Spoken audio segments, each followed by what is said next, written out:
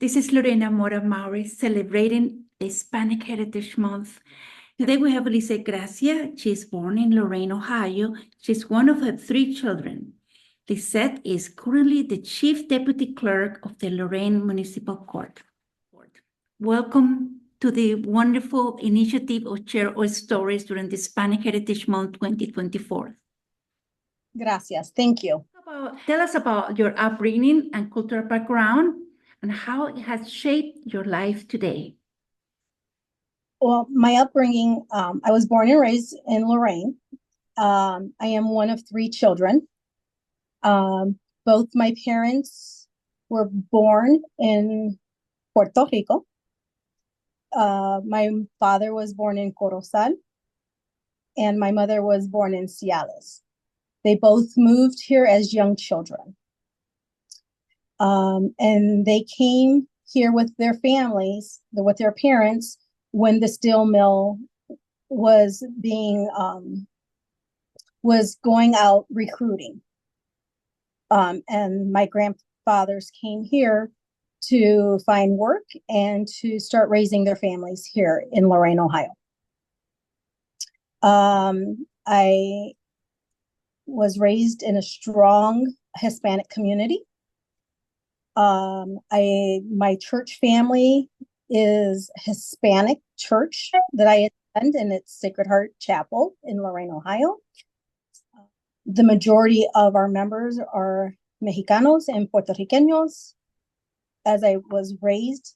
And then as I got older, we had South American members from South America and joining our parish. And now we are a diverse church community. So my upbringing, my parents instilled strong values, morals, and respect in us. And they also taught us our culture with our foods, the dances. I remember as a child, my father would speak to us in Spanish so we can learn, but my mother would speak to us in English. And then you have to navigate both languages, both culture. Did you say, Mom, Dad, I don't want to speak Spanish with you. I want to speak English with my mom. Did you went through that? Well, we tend to go towards our English side because we learned that's what we spoke in school with our friends. So we didn't learn it as children, the Spanish, even though that my dad tried to teach us it. I learned it in the workforce as a young adult and as an adult. And that's how I learned to speak Spanish. And it's not perfect. It's broken. It's Spanglish, like I like to call it. Nice. But now I'm learning more and more as each day goes on, especially working in the courts. Tell me about your work, because we are reaching out to people that they don't know about your area, Lorain, and your work. Tell me about it. So Lorain sits on Lake Erie. It's a beautiful town. The waters are beautiful. Like I said earlier, Lorain City is diverse. So I am the Chief Deputy of Lorain Municipal Court. I oversee 15 employees. I am beneath the elected official. Here in this office, we file the charges when someone commits a crime, or we file tickets, traffic citations. That's our criminal and traffic division. And then we have a civil division where they file evictions, lawsuits, and landlord-tenant cases. So that's what we do here. We collect fines, and we file charges. So you're the first Latina working in the municipal court, Lorain Municipal Court, is correct? No, I am not the first. Okay. I do have, let me think, 1, 2, 3. about 4 employees, and they're female, Latinas, that work in our office. The court system has 2 employees that work under the judge's staff. So we are very diverse here. So you are diverse as Lorain is diverse, is correct? Sorry. In the court system, we represent our community, what's in our community. Tell me how you're helping the community to understand to respect the law, to understand your work, to understand the legal system. Tell me about that. So when we have the taxpayers, the people in our community come to our counter,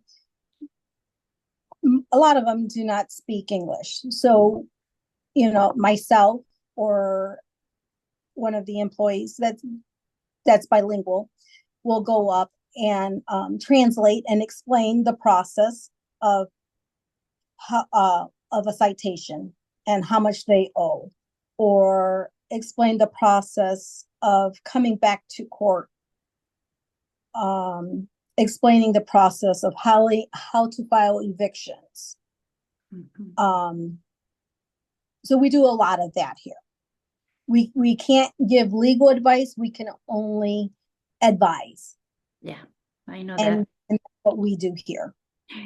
But now that you're in this position, tell me about what are you most passionate about with what you do, and how was your cultural upbringing guiding you your work? I'm passionate in teaching the community and in teaching my staff. I want to share my knowledge with the community, my peers.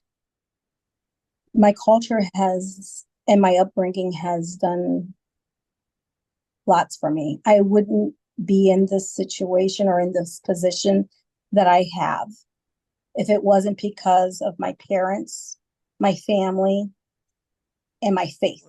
But at this point, do you think, my gosh, I'm here, I never thought, or what's your dream job? Tell me about that. Well, actually, my dream job was to be an educator. You looks like the teacher or the professor at the university, but you are educating, don't you think? Right. That was my dream job, is to be a teacher. I did explore that, and then I knew that wasn't for me. And I always had an interest in politics. When I was exploring to become a teacher, I wanted to teach government. I wanted to teach politics because that's what I was raised in. My grandfather was the first Latino elected to office here in the city of Lorain. He was elected as a councilman. And then my uncle was elected years later as a council person. So you have blood, you have seen the leadership of your family. So you are really following the steps, don't you think? Yes, I am. My mom also was the deputy director of the Board of Elections until she retired in 2003. And the passion that I have, I got from them. Everyone says that I am definitely my mother's daughter. But I see that you are part of different boards. Lorain County Safe Harbor, Genesee House, and the Ohio Hispanic Veterans Memorial. Tell me, what have you learned being at the boards, and what message they have for the Latinos or Latinas to the importance to be part of that? With Lorain County Safe Harbor / Genesis House, that organization is an organization that gives services to victims of domestic violence. To me, I became a part of that board shortly after my goddaughter was murdered. She was murdered due to domestic violence. I'm so sorry. Thank you. I feel strongly about the advocacy for victims of domestic violence. yes, I am here in the legal system, but I don't think our legal system regarding domestic violence is strong enough to help victims, not go back and not to fall back into being a continuous victim to their assailants. With the Ohio Hispanic Veterans Memorial, I joined that organization, and I was invited by Celestino Rivera, who was our chief of police at the time. This memorial is his passion, or was his passion, because he is now deceased. It is the first Hispanic Veterans Memorial in the state of Ohio. It will be located in Oakwood Park in South Lorain, just right off of Route 57. And it's open to all Hispanic veterans. Oh. And I've learned to have a passion for this as I joined this organization, and I'm humbled that they asked me to be a part of this, and I feel honored because we need to acknowledge those Hispanic veterans that served our country and died for us. As the years of me being a part of this board, it's very moving and very emotional to hear men and women's stories. And we're hoping to have our ribbon cutting ceremony here in a few months.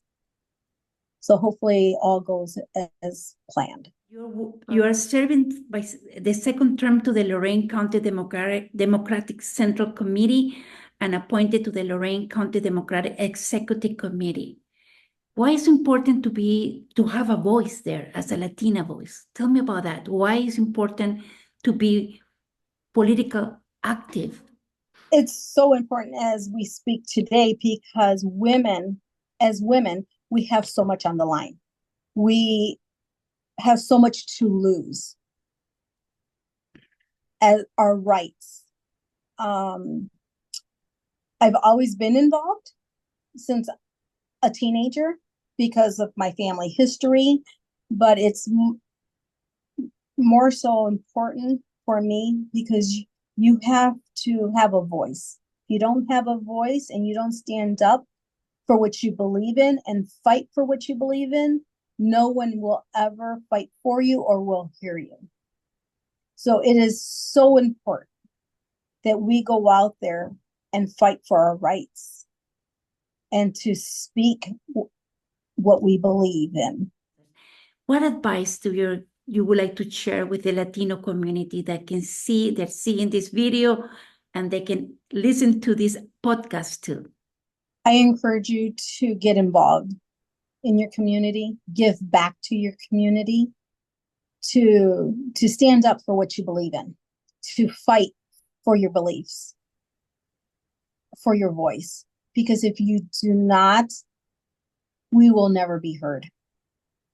Your community will never be heard or seen.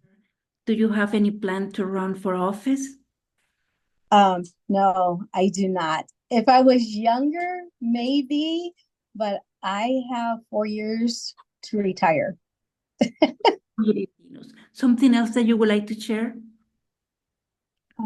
Just remember to get out and vote this election. As women, we have a lot on the line to lose.